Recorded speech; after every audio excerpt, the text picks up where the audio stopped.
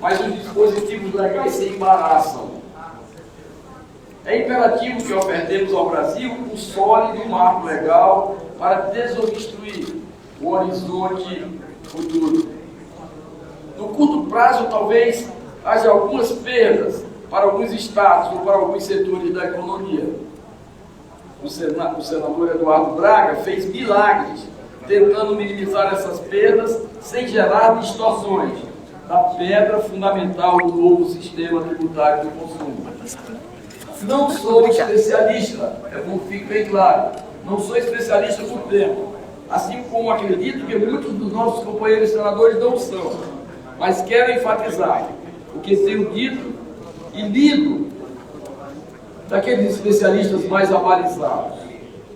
Não há nada mais promissor para o futuro do Brasil e seus estados e municípios que a aprovação da PEC número 45 de 2019. Havemos de ser grandes, esquecer as possíveis perdas momentâneas e presentear nossos filhos e netos com as mudanças inexoravelmente necessárias.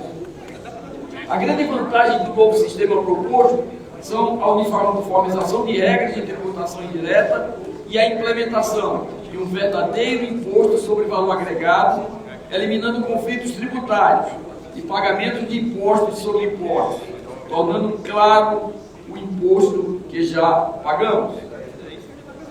Hoje pode ser que tenhamos algumas alíquotas mais baixas, mas como não há regras claras de crédito sobre imposto já pago, pagamos impostos sobre impostos. Hoje, nessa realidade, pagamos alíquotas mais baixas, mas sobre um montante agregado muito maior, porque a confusão nas regras de compensação no estágio anterior não nos permite mensurar esse verdadeiro valor agregado. Sonho de valsa é biscoito ou bombom? Dependendo da resposta, a tributação e o montante a ser compensado varia enormemente. O novo sistema terá regras claras.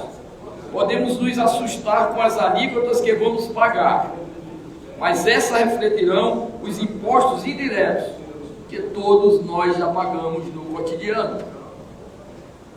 A reforma reduzirá em mais de 95% os contenciosos jurídicos sobre este tema, barateando custos indiretos dos produtores e desafogando o poder judiciário de causas que só existem devido ao emaranhado tributário que temos hoje em dia.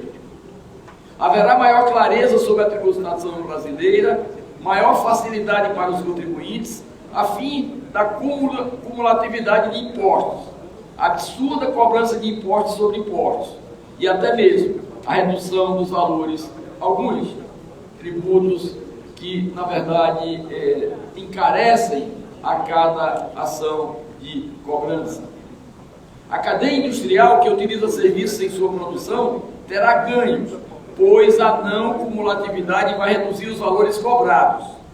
Quem exporta vai ter maior poder de competitividade no mercado externo, porque seus produtos não vão embutir impostos nacionais. Isso vai aumentar nossas exportações e gerar emprego e renda.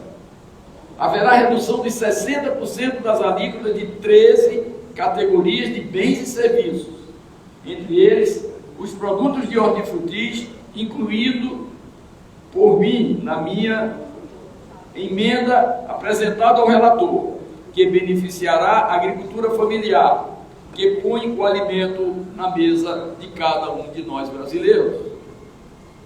Essas isenções beneficiarão largas parcelas da população, serviços de educação, saúde, medicamentos, alimentos, transportes coletivos de passageiros e produtos de higiene pessoal e limpeza.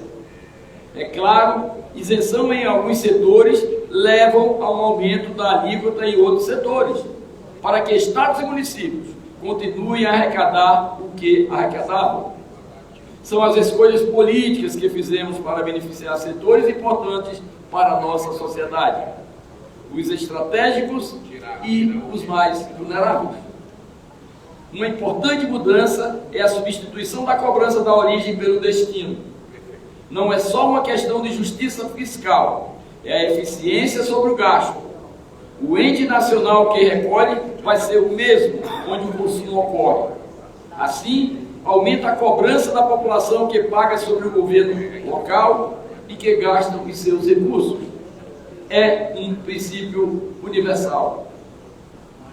Para evitar aumento de impostos, o relator garantiu a manutenção da arrecadação pela média dos últimos 10 anos, calculada com base na média da receita dos impostos a serem extintos, ou seja, ICMS, ISS, IPI, PIS, COFINS, entre 2012 e 2021. Quero enfatizar duas emendas da minha autoria e que o relator, na verdade, aceitou e incorporou ao seu relatório. As de número 100 e 445, apresentadas gentilmente a meu pedido pelo líder do meu partido na Comissão de Constituição e Justiça, o senador Jorge Cajuru, e acolhidas pelo eminente relator, senador Eduardo Braga. A emenda número 100, que tem o objetivo de reforçar o princípio de não cumulatividade de impostos. Com ela, se pretende que o imposto sobre bens e serviços não seja cumulativo em nenhuma hipótese. Com essa emenda, procuramos preservar a ideia fundamental de que não haja mais no Brasil imposto sobre imposto, o que acontece, obviamente, hoje nessa grande ciranda de impostos que nós vivemos. A outra emenda de minha autoria, também acolhida pelo nobre relator, é a de número 445, que propõe a correção da terminologia utilizada no texto oriundo da Câmara, no qual se tratou da possibilidade de redução de alíquotas para produtos do setor hortifrutigranjeiros. Inclusive, um setor extremamente sensível a esse imposto, nem sempre justo. O objetivo dessa emenda é permitir que o Congresso Nacional defina em lei complementar a ser aprovada quais produtos dessa área serão alvo desta importante isenção, favorecendo agricultores familiares e consumidores de produtos da hortifruticultura. São pequenos ajustes, juntos a tantos outros acolhidos pelo relator, que buscam costurar um consenso em um texto mais abrangente, ainda que menos puro para alguns. Quero parabenizar o senador Eduardo Braga pela paciência na construção desse texto, que buscou criar um pouco do consenso, onde antes havia tremendo dissenso. E, senhor presidente, não poderia deixar esse registro hoje dessa matéria que é polêmica, extremamente polêmica. Vossa Excelência, que tem uma participação efetiva dos trabalhos desta casa, que hoje é uma referência nos grandes debates dos temas nacionais, e quantas vezes Vossa Excelência, pelo seu jeito jeitoso, a sua paciência, mas acima de tudo, a sua gentileza ao se dirigir a nós, da base do governo, Vossa Excelência sempre de forma respeitosa pedia para avaliar, na verdade, o voto nessa PEC, que, no nosso entendimento, precisa revolucionar, na verdade, a era dos impostos no nosso país. É isso que nós torcemos e por isso que nós votamos. Informações de economistas renomados, de técnicos em contabilidade que vivem no dia a dia, no cotidiano das discussões com dezenas e dezenas de impostos, nos convenciam de que esta, inicialmente, é uma forma de desidratar aquele emaranhado de impostos que nós pagamos no cotidiano. Portanto, eu não poderia deixar de fazer esse registro aqui. A vossa forma de se dirigir aos colegas, procurando convencer do outro lado, mas sem nenhum radicalismo, pelo contrário, mostrando na sua visão aquilo que poderia ser um projeto de fracasso, essa PEC que nós votamos hoje, da reforma tributária.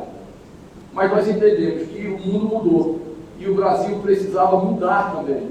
A nossa Constituição Cidadã de 1988, ela precisava, obviamente, de um choque. Aliás, como já aconteceu, já no nosso período legislativo com a reforma da Previdência, que muitos não acreditavam, né? E, de uma certa forma, ela foi adequada e vivemos um novo tempo com ajustes e mais ajustes de acordo com a evolução, na verdade, dos tempos, né? Com a modernidade, com a tecnologia, com a internet, que na verdade tem uma capacidade gigantesca de assimilar e reduzir toda aquela burocracia infernal que nós, na verdade, vivemos no dia a dia de cada cidadão.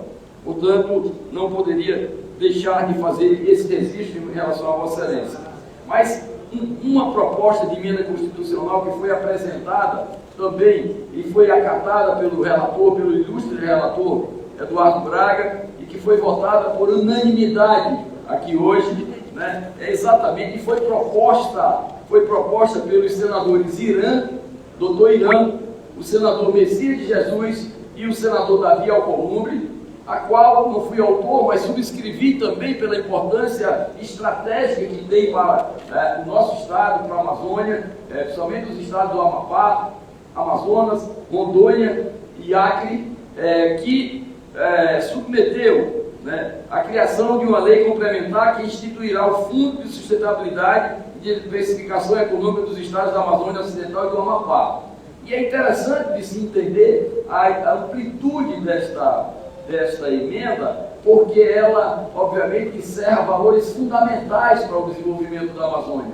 E ela cita aqui, com todas as letras, né, que no caso ela preverá a possibilidade de utilização de recursos do fundo para compensar eventuais perdas de receita dos estados da Amazônia Ocidental e do Amapá, em função das alterações do sistema tributário decorrente das instituições dos tributos previstos no artigo 156A e 195, inciso 5º da Constituição Federal.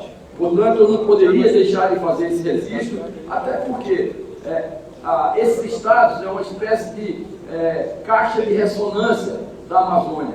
E tendo esse amparo, tendo esse abrigo, tendo essa emenda aprovada da reforma tributária, obviamente poderá sobremaneira apoiar e, obviamente, ajudar esses estados considerados mais pobres. Portanto, fico muito feliz em ter subscrito essa emenda de autoria, vou repetir, dos senadores doutor Irã, do senador Davi Alcolumbre e do senador Messias de Jesus, porque ela, na verdade, foi meritória e mereceu, obviamente, o nosso acompanhamento, o nosso apoio e encaminhamento, inclusive, na votação, para que ela fosse votada por unanimidade. Senhor presidente, era esse registro que eu gostaria de fazer nesse dia histórico para a vida do nosso país. Muito obrigado, senador Chico Rodrigues. Eu gostaria de pedir a Vossa Excelência que, não hoje, mas amanhã, os dois pronunciamentos fossem incluídos nos veículos de comunicação, todos os veículos de comunicação da casa. Ok. Senador Chico Rodrigues está autorizado.